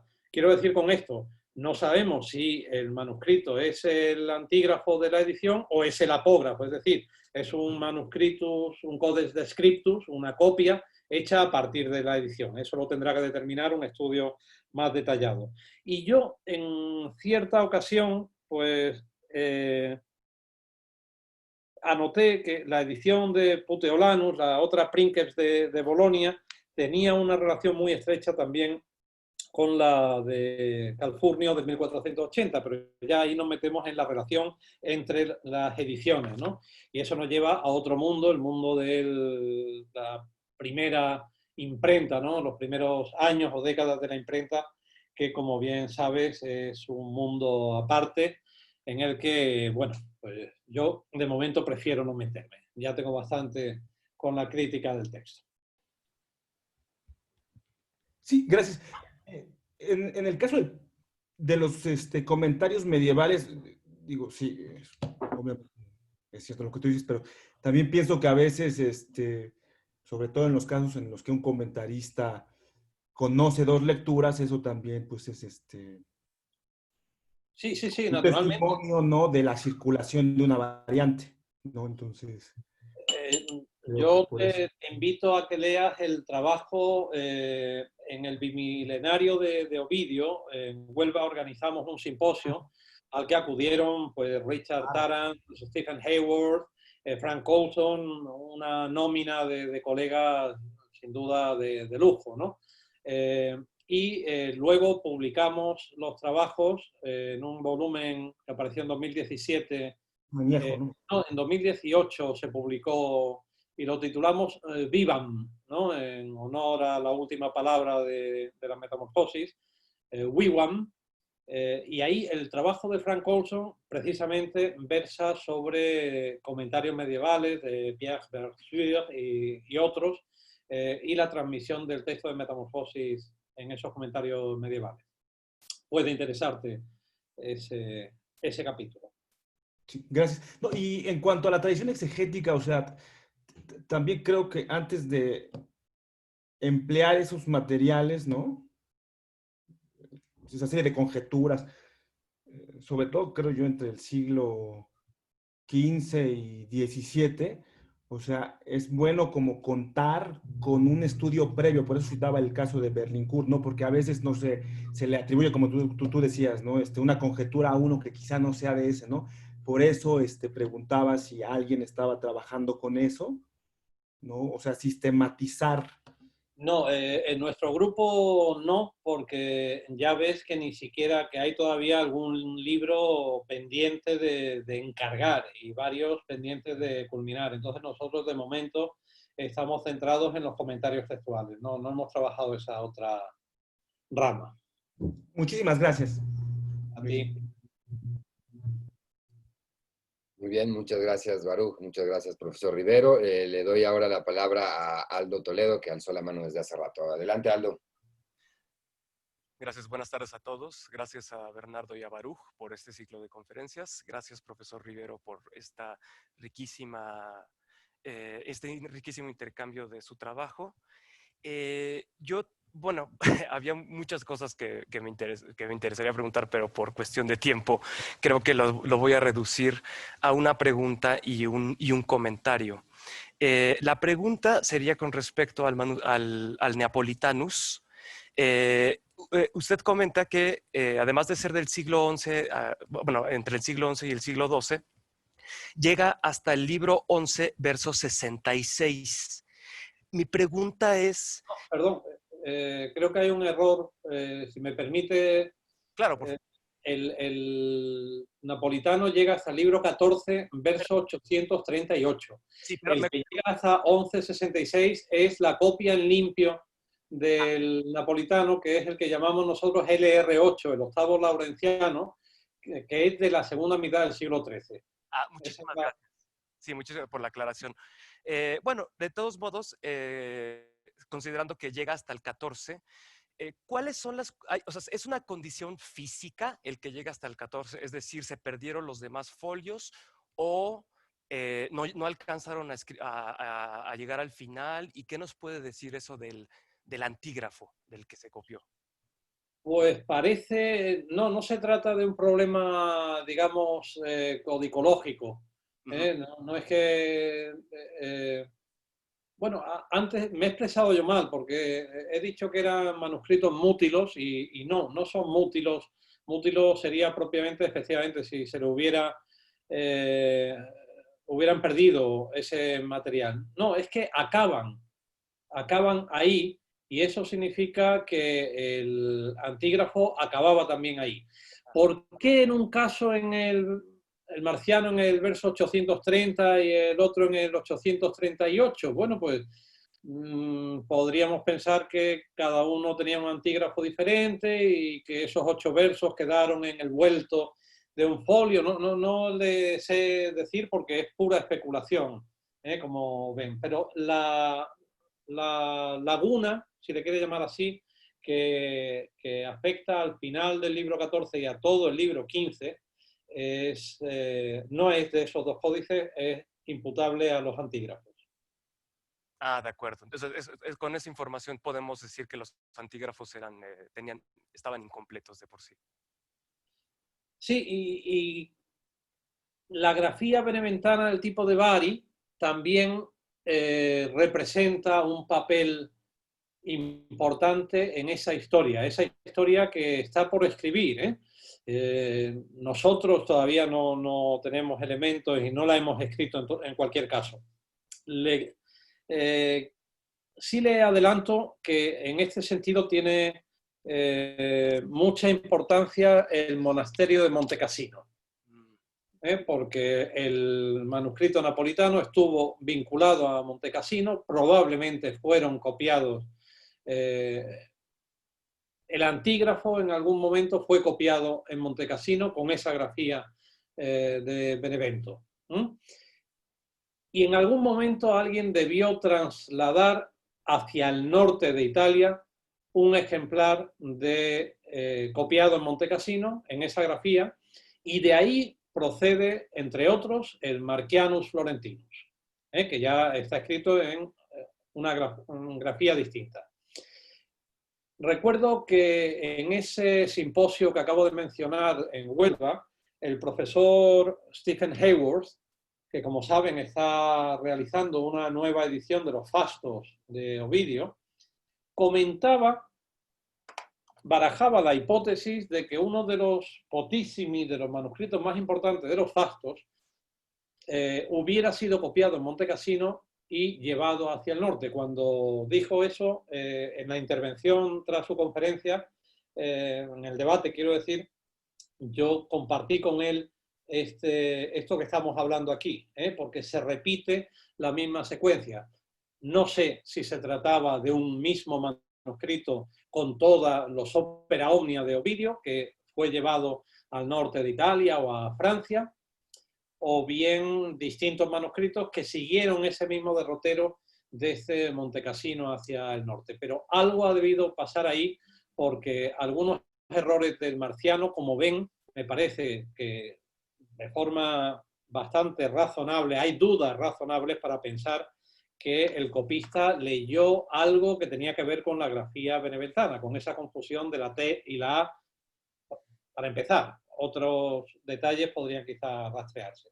Ah, de acuerdo. ¿Y se puede especular el siglo de la copia de Montecassino? El antígrafo que no, obviamente no... Yo no tengo elementos. No tengo elementos. Y a veces le confieso que cuando leo algunas especulaciones de este tipo, a veces si no encuentro asideros tangibles, yo me siento un poco incómodo. No estoy en condiciones de decir si ese antígrafo fue copiado en época carolingia, fue anterior. Hay tantas variables históricas que ¿no? Necesitamos algún elemento que nos permita datar. Lo demás son suposiciones. Claro, claro, de acuerdo. Muchísimas gracias. Y nada más un pequeño comentario que quería hacer con respecto a lo que decía de la filología ilecdótica, es decir, cómo el comentario de texto, bueno, más bien eso sería un poco la paráfrasis, de cómo el comentario de texto tiene que ir con un comentario ecdótico, ¿no? O sea, tenemos que referirnos a los testimonios extantes y todo esto. A mí me sucedió con un manuscrito de Petrarca, que estaba trabajando en la maestría, o más bien una edición de una obra de Petrarca, en la que el comentario literario justificaba una lección que la edición no tenía. Pero afortunadamente en el Vaticano digitalizaron ese manuscrito, además autógrafo de Petrarca, y resulta que el comentario filológico o comentario textual estaba justificado porque en el propio manuscrito autógrafo de Petrarca. Entonces me llamó mucho la atención de justo esta unión entre el estudio del texto y el estudio del texto como literatura. No quería nada más comentarlo. Ese es el sueño de cualquier crítico del texto, ¿no? Hacer una propuesta que luego venga confirmada en un manuscrito no leído hasta ahora. Ese, ¿cómo no? yo firmaría para mis conjeturas esa eventualidad, naturalmente. Lo que sí es importante es que un comentario filológico, ese otro género muy abandonado, porque es muy laborioso también, que no renuncie nunca a la ecdótica, al texto. Me viene a la cabeza uno de los últimos que he reseñado, el comentario de Sergio Casali, al que pudieron conocer, al libro segundo de la Eneida, ¿no? Publicado en Pisa el pasado año. Ahí se nota la maestría de Sergio Casali, es un filólogo de una pieza y continuamente entra en discusión de variantes, porque nosotros no podemos discutir o elucubrar sobre un texto cuando tenemos alguna duda sobre la entidad misma de ese texto, ¿no?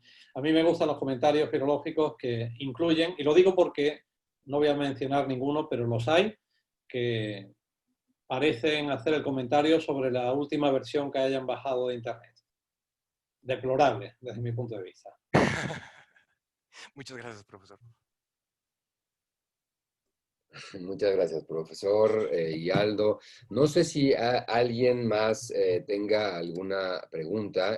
Claudio, el profesor Claudio García ya pidió la palabra, pero dice que si hay algún estudiante que quiera preguntar algo antes, pues le damos espacio al estudiante primero. No sé si alguno de nuestros becarios del proyecto quiera decir algo, o si no... Yo quisiera preguntar algo, perdón. Adelante, Aldair, gracias. Buenas tardes, profesor. Gracias por su conferencia. Hace unos momentos usted habló sobre, bueno, dijo que usted se retenía un poco a las ediciones saldinas, a la imprenta. No recuerdo muy bien cuáles fueron las palabras, hasta ahorita reaccioné, pero ya tenía suficiente con la crítica textual. ¿A qué se refería a no meterse usted con la imprenta, con las primeras ediciones? No, lo que quiero decir es que ese es un mundo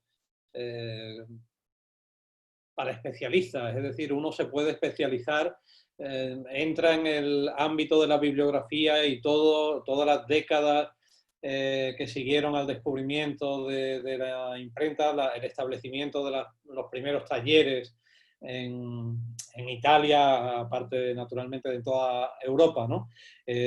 Ahí hace falta unos conocimientos y las relaciones entre una edición y otra.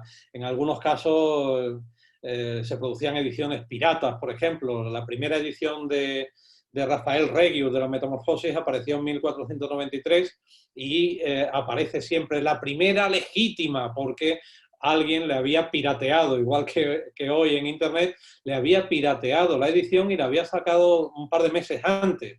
Era un mundo, eso es un mundo para, que yo diría, a caballo entre la filología y la historia. Es un periodo en el que hay que meterse en, como también apuntaba Baruch Martínez Cepeda antes, a veces los libros diferían de un ejemplar a otro, no sé, las tiradas no eran exactamente iguales que las de ahora, ¿no? Por eso uno tiene que decir, yo leo la edición de Giovanni Andrea Bussi por el ejemplar de la biblioteca tal, ¿no? Porque en otro ejemplar se puede uno encontrar una sorpresa. Y a eso me refería, quería simplemente dejar constancia de que soy lego o relativamente lego en esa materia, que ya tengo bastante con intentar entender a Ovidio, meterme en su cabeza e intentar de verdad saber qué dijo en cada pasaje. Si quieren, mi atención está centrada o ubicada en el año 8 después de Cristo, cuando se supone que Ovidio acabó este poema. Aunque él luego se inventara que lo había dejado inacabado. Pero bueno, yo me centro más en el texto de Ovidio y no tanto en los avatares de su transmisión, a pesar de la ponencia que les acabo de dar, ¿no? que habla de la transmisión. Bueno, el objetivo mío es la fijación del texto. Okay, muchas gracias. Gracias, Aldair. Le damos la palabra y ya vamos a ir cerrando porque también ya es tarde allá en España y no queremos abusar, ¿verdad?, del profesor Rivero. Le vamos a dar la palabra a Luis Giordano y después a Claudio. Yo creo que con eso podemos cerrar. Adelante, Luis, te escuchamos. ¿Qué tal? ¿Cómo está? Muchas gracias por la conferencia, muy enriquecedora. Y bueno, habló de muchas cosas que a mí en lo particular me parecen bastante interesantes y pues igual en mi vida académica, en mi pequeña vida académica, pues sí me he encontrado con estas cuestiones de que hay veces en que a veces los críticos ponen una cosa y se encuentran otra cosa cuando uno va directamente a la fuente, ¿no? Eh, y bueno, dicho esto, mi pregunta va un poco de manera personal. ¿Usted qué le recomendaría a alguien que apenas se está metiendo a la filología? Cuando, o sea, sobre todo a alguien que tiene interés por obras que en su tradición tienen una cantidad inconmensurable de manuscritos y que a veces, y bueno, esto yo lo digo por mí sobre todo, parece muy abrumante el tener que revisar tanta fuente y a veces confiar en ciertas ediciones que de repente uno lee una reseña y la revisa y luego revisa la edición de la reseña y pues no sabe si confiar en tal o cual edición. Entonces, ajá, mi pregunta es, ¿usted cómo, o sea, usted qué le diría a alguien que apenas se está metiendo en esto y ahora sí que no se deje vencer por ese sentimiento de abrumación ante tanta bibliografía? Pues efectivamente, la respuesta la ha dado usted al final, ¿no? Lo primero, si se piace y liche, ¿no? Como decían, si le gusta a usted, métase. Métase porque va a disfrutar. Y es un trabajo muy, muy gratificante. Y bueno, pues los que nos hemos dedicado a cosas tan peregrinas como los textos clásicos, ¿qué nos van a decir? Por supuesto que nos metemos en esto porque disfrutamos con lo que estamos haciendo, ¿no? Pues incluso dentro de ese campo, usted dedíquese a lo que realmente le aporte placer. Eso por un lado. Y respecto del método, porque evidentemente usted puede adentrarse en un campo y hacerlo de buena manera o de mala manera. ¿Cuál sería la buena o la mala manera? Pues fíjese que yo de 500 ediciones les he recomendado apenas, no las he contado, pero 20. Empiece por ahí. Eso es lo que yo les he dicho siempre a mis doctorandos. Estas son las ediciones indispensables. ¿Tienes tiempo para más? Pues métete con más, pero por lo menos asegúrate de conocer a fondo estas ediciones. Naturalmente, estudiándolas letra a letra y citando página y con toda la forma de citar que nos exige el método científico, ¿no? Con los manuscritos no lo he mencionado, pero de esos 570, yo, por ejemplo, en mi comentario he leído aproximadamente 150. Tengan en cuenta que 150 manuscritos del libro 13, que es el más largo de Metamorfosis, 968 versos, significa leer 150 veces esos 968 versos, más todas las ediciones en que he vuelto a leer el texto, o los manuscritos que he colacionado más de una vez. Pero nos marcamos en el proyecto la necesidad de cubrir todos hasta 1250.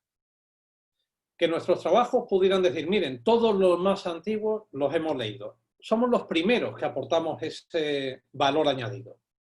A mí me habría encantado leer todos los manuscritos del siglo XV porque, como les he dicho, ahí puede estar la sorpresa, ahí puede saltar la liebre. Y encontrar un manuscrito como el Tercer Boroniense, por ejemplo, que es muy cercano al marciano. Pero el tiempo dirá, pues mis doctorandos, y alguno de ellos me está escuchando en este momento, sabe que le he dicho, hay que leer hasta 1250 y estos requentiores que les he señalado a ustedes. Ese es el mínimo. Si no hay tiempo para más, una tesis doctoral dura 4 años, no hay tiempo para más. Pues vamos a empezar por ahí. Y luego que venga otra persona o nosotros mismos y sigamos colacionando. Yo podría haber seguido colacionando manuscritos del libro 13. No lo he hecho de momento porque me he metido en otras cosas, pero espero que alguien siga leyendo manuscritos del 13 después de mí. Lo que haga, hágalo bien. Y hágalo con ilusión porque eso seguro les va a dar resultados muy gratificantes. Muchísimas gracias. No tenga miedo nunca. Muchas gracias. Muchas gracias. Bueno, pues vamos a la última intervención, que es del profesor Claudio García. Adelante, Claudio, te oímos. Sí, muchas gracias, Luis. Muchas gracias a los organizadores. Ciertamente hay poco espacio aquí para hablar de estos temas. Mi comentario es con respecto, mi duda es con respecto al método y a los criterios. Ya habló usted de Montecassino, yo no conozco, no tengo la menor idea sobre Ovidio, pero hay en Apuleyo el famoso caso de iste Deus autorem et auctorem propitius, que es una sugerencia que hace Winkler para el texto, para la edición del texto, pero que no está ahí. Es, digamos, una traición a la idea de fijar el texto con base en los documentos materiales que se tienen. Y Zimmerman en la última edición lo deja. Entonces porque es muy interesante. Incluso hay un artículo que me parece que lo estaba buscando ahorita, me parece que se llama Marco Tulio Cicerón, autor de las Metamorfosis. Entonces mi pregunta es si hay algo así en Ovidio, pero un poco con la interacción entre la filología y la ecdótica y otras áreas de la crítica, tal vez no textual, pero literaria. En este caso, en el caso que estoy hablando es la crítica narratológica, que pueden aportar algo, tal vez. No sé, esa es mi pregunta. Pueden aportar para proponer texto que no ha sido transmitido por los manuscritos. ¿Le he entendido bien? Sí, o sea, y en este caso es una invención. Ni siquiera es, eso es lo que entiendo, tengo que seguramente analizarlo mejor. Bueno, eso es algo bastante antiguo. Yo diría que sobre todo se dio mucho en el siglo XIX el suplir las llamadas lagunas. El editor entendía que el texto en un determinado punto estaba corrupto porque había caído, había desaparecido una parte de ese texto y se trataba de suplir la laguna. La posibilidad de que se nos hayan perdido fragmentos de texto es indiscutible, ¿no? ¿Quién va a discutir que pueda haber caído folios enteros? Eso es un fenómeno bastante recurrente, pero incluso que se puedan haber perdido líneas y el copista que viene detrás copia lo que tiene a su disposición y de repente el texto no da sentido. Ahora, sí le reconozco que vuelve a ser, quizá me estoy retratando como muy materialista, yo necesito asideros tangibles, ¿no? A mí me produce una cierta inseguridad cada vez que veo cómo se suplen lagunas, por un motivo, porque en una laguna cabe todo. Cabe lo divino, lo humano, lo bello, lo feo, lo que yo quiera meter. Quiero decir, la laguna a veces se suple y un autor dice, aquí había una laguna de 3 versos. Y otro dice, no, había una de 16 versos. Sí, ¿quién demuestra lo contrario, no? Y hablaba de esto otro. Pero bueno, lo que ha mencionado es eso, el fenómeno textual de las lagunas en el texto. El fenómeno inverso, que no he mencionado, pero que es un problema grave en la transmisión de metamorfosis, el de las interpolaciones. Algunos versos que se nos han transmitido como de Ovidio, pues puede que no sean de Ovidio, sino de algún copista medieval imaginativo que quiso dejar su impronta, o como decimos en España coloquialmente, metió una morcilla, ¿no? Y colocó como de Ovidio un verso que era suyo. En el caso de Metamorfosis, esto se puso de moda en la segunda mitad del siglo XIX y llegó a su extremo en la segunda edición de Rudolf Merkel de 1875, que llegó a secluir, a eliminar 250 versos de la Metamorfosis como espurios, como falsos. Prácticamente la extensión de un canto de la Odisea. Hoy se ha reconducido un poco ese fenómeno y aún así, pues, por ejemplo, Tarrant es mucho más proclive a encontrar interpolaciones que yo. Algunos de mis trabajos, de los que les he citado, rebato a Tarrant en algunas interpolaciones. No sé si le he contestado. Sí, tal vez no, yo creo que yo no me expliqué bien. Más que una interpolación o algo así, en este caso mi pregunta era con respecto a trabajar con la idea del autor, ¿Sí? como usted dijo que busca meterse en la cabeza de Ovidio, ¿no? Y el texto como si hubiera o sea, si fuera posible fijar un solo texto, y el ejemplo que nos da ahora es el de quitar versos que a lo mejor no son de Ovidio, pero son ricos para la interpretación, son ricos para la lectura, ¿no? Sí. Entonces, tal vez mi pregunta es, o sea, en términos metodológicos, si esa idea del autor y el texto como un texto fijo es cuestionable para el caso de Ovidio o no, porque en el caso de Apuleyo a veces, en este pequeño pasaje tal vez.